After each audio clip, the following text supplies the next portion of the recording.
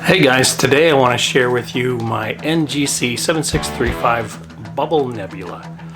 I took this, most of it actually, all of it, let's see, the data is actually from a Bortle 2 sky area. So let's have a look at the difference between Bortle 2 and Bortle 7 skies. My name is John Robinson, the Astrotard. This is Deep Sky.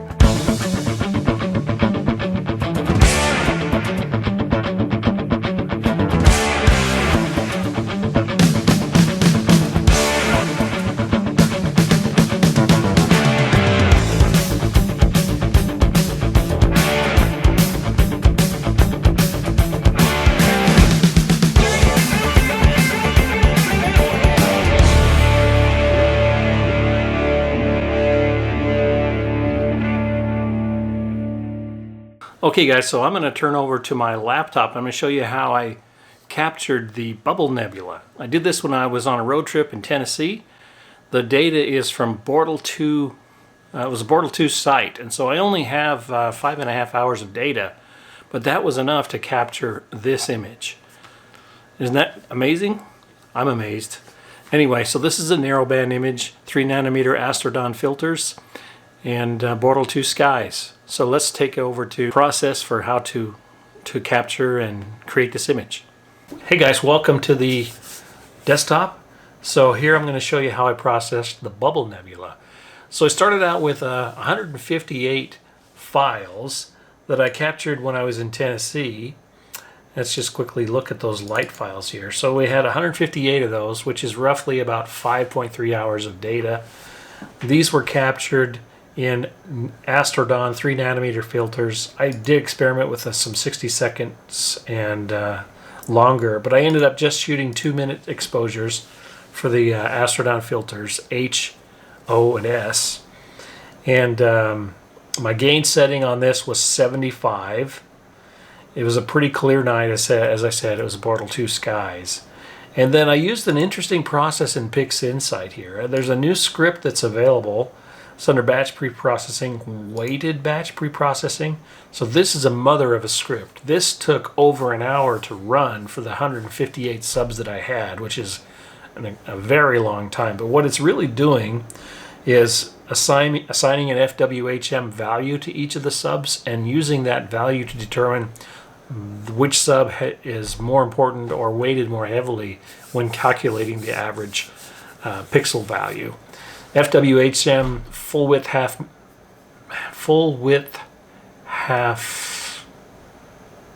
M mass. I don't know what M stands for. FWHR maybe? Anyway, it's essentially a measure of the focus of the star. If the star is in really good focus, then I think your FWHM will be lower. Is that right? I need to check my facts. I don't know if that's correct. But anyway, it's using the FWHM value to determine and rank these subs, and then I would say it does a much better job of producing, an integrated file. So here's what the integrated files ended up looking like. So after it did the calibration, the registration, it created these 3 files for me: S, O, and H. Let's just have a quick look at the H here. And it creates 4 files for you in here. It's got a map file, which I don't use. Just throw that away.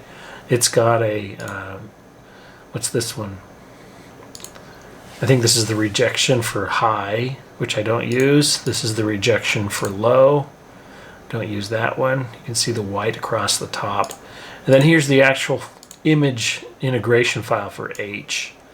This is pretty good for, less than 2 hours of data.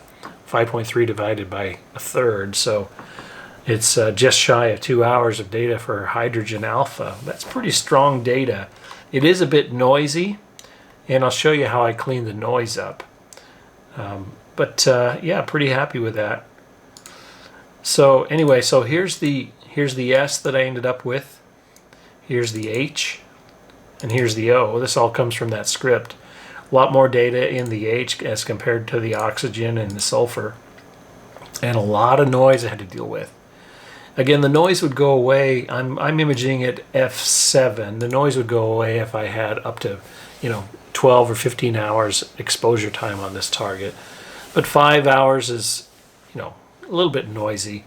At Bortle 2, it's a lot less noisy than it would be at Bortle 7. Anyway, so I started with this file S, and then I created this sneb. And what the sneb is essentially, I just use this little guy here, star remover, by StarNet to remove the stars. And here's what the stars looked like. Let me find those guys. Yeah, here's the S star, and here's the sneb, and here's the S. So I took this file, subtracted out the stars, and got the S nebula. And then I also have the S stars that go with it. If you want to know how I did that, it's a cool trick. You basically invert the S, add it to the S nebula, and it produces this file inverted. Then you invert it and you get this S star. You may have seen this in my other videos, but it's a cool technique to get the stars. Here, let me just quickly show you how I did that. So you take the S and you invert it, and you go into pixel math here, and you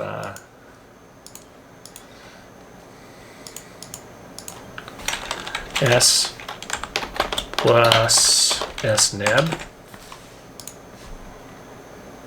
and there you go. That's your star. Now, though it doesn't look like star until you invert it back, so you invert that back. So here's your stars for the S, and then I'll undo that because I don't want that to be my final. So then that's how you produce the stars.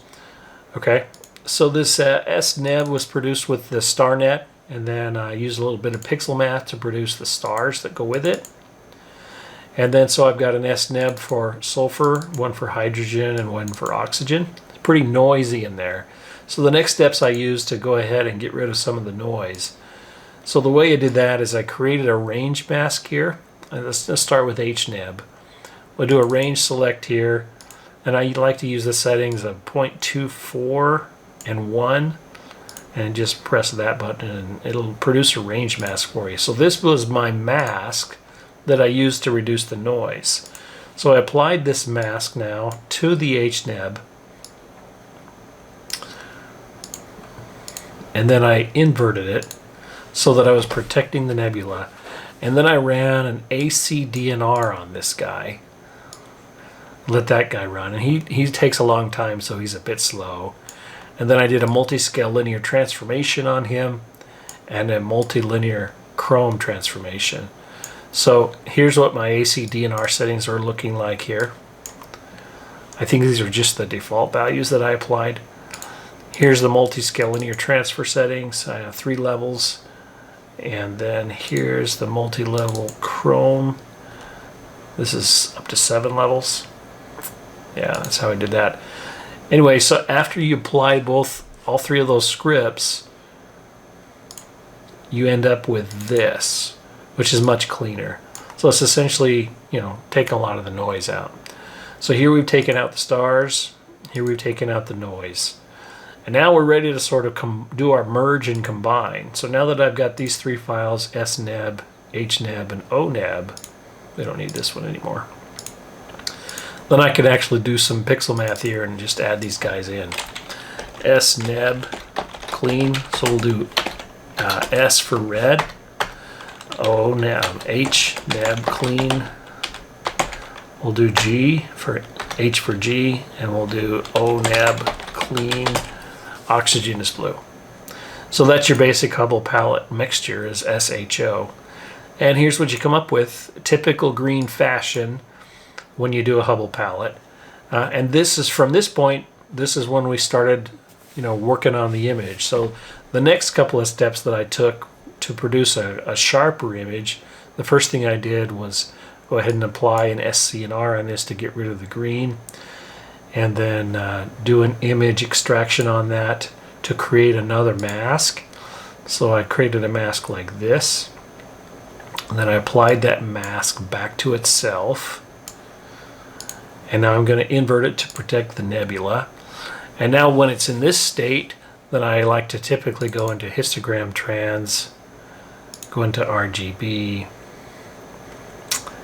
and actually darken that guy. Again, I'm darkening the background like this. You could even do it twice if you wanted to. And then come back in here again and invert it one more time.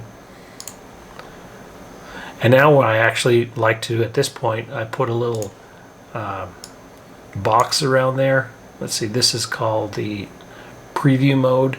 And I click on the preview, and then I go into unsharp mask.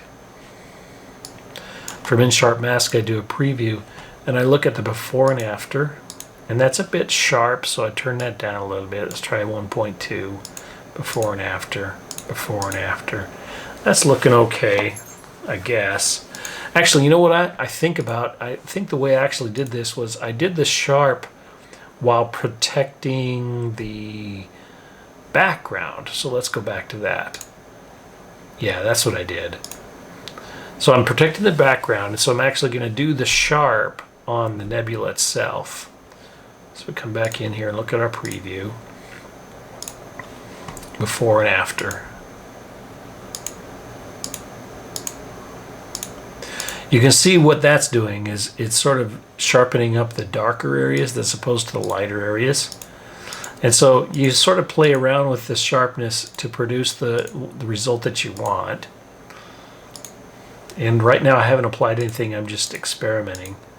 So yeah, it looks like you can see now this one is affected on the brighter areas there. So you pick a number that you like, you hit execute on that, and that'll do the sharpen. The other thing I did was a local histogram equalization on here. It's doing the same thing on the preview image just to make sure that I like it.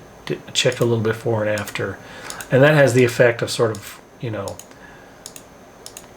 emphasizing the contrast, if you will. And let's just sort of look at that on the bigger picture.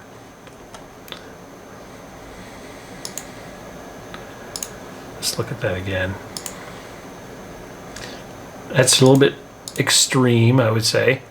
So then I would probably tweak this down to 1, push up the radius maybe to 60, try that again. Now that's looking a little bit less extreme, but still kind of outer spacey. So yeah, I did something like that. So, and then, you know, once I was happy with the local histogram equalization, I called that done. So then let's take a look. This is what my tweaked image ended up looking like. I called it SHO neb. So this is after pulling the dark out and sharpening it up and, you know, and pushing and pulling on that. So this is what I ended up with, SHO neb. It's a little bit red on the edges there. We'll fix that. These were a couple of second and third attempts that I had at the same thing. We'll just kind of compare those. SHO neb 1, SHO neb 2, and SHO neb 3.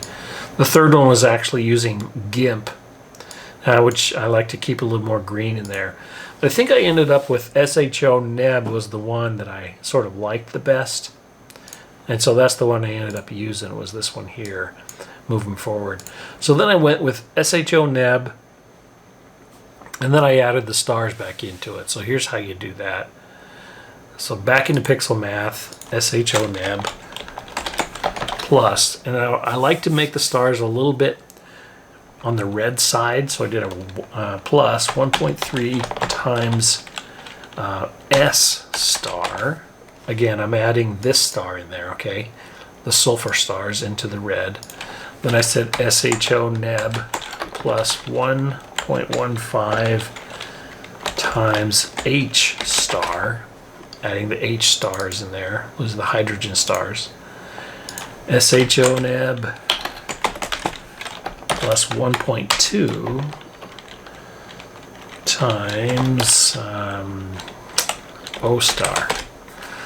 So it's a little bit heavy on the red, and that's kind of what I was going for, was a little bit more of a bias towards red in the star. And this is kind of what I'm talking about. You can see it's sort of a pinkish color in there, which is, you know, more of a leaning toward red. Then I invert that guy and do an SCNR on the inverted side. This will take those pink stars and sort of turn them into amber. And here we go, sort of more of a getting closer to the final result now. The other thing that I did was you can see a little bit of noise in here. I took this file in this form over to GIMP to clean up the noise a bit more. But yeah, this is getting close to, you know, what I wanted. So in the end, I came up with 3 examples. I had this final image, I should say 2 examples. This final image here based on the SHO neb, and this final image here based on the SHO neb 2, which was this one, I think.